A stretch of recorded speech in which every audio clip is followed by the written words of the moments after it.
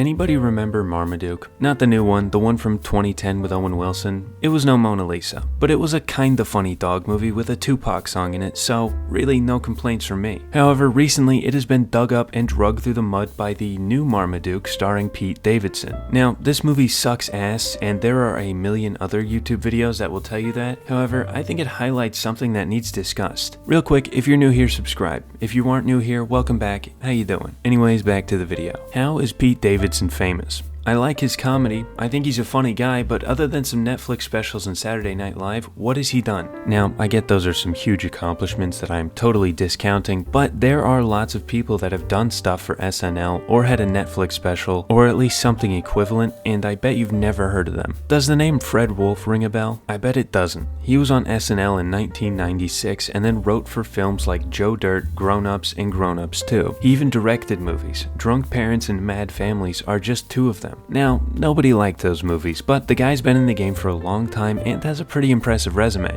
But nobody knows who Fred Wolf is. Which begs the question, is Pete Davidson only famous because of the people he dates? Pete's Wikipedia page describes his comedy style as a series of brutal truths, and that he's a fan of Harry Potter, and has incorporated that into his comedy. Did Pete really just get famous by being an honest Harry Potter fan? I've watched some videos on him, and I even did a little research, and honestly, Pete has been in the right place at the right time, consistently for most of his career. I mean, the guy literally started comedy at 16, and then joined SNL at age 20. That's a career that even successful people wish they had. For comparison, Jerry Seinfeld, who is supposedly the 12th best comedian ever, and worth just short of $1 billion, started his career at age 22, and didn't make it onto a mainstream show until he was 27, which I guess is only 1 year more than it took Pete, so this example really doesn't illustrate the point I'm trying to make at all. I'm not saying Pete isn't funny. The dude's hilarious, but I mean, holy shit, how do you go from open mic nights to dating a Kardashian as fast as he has? Everybody that leaves their house and interacts with other humans knows who Pete Davidson is. The guy is as infamous as like Clorox or Walmart,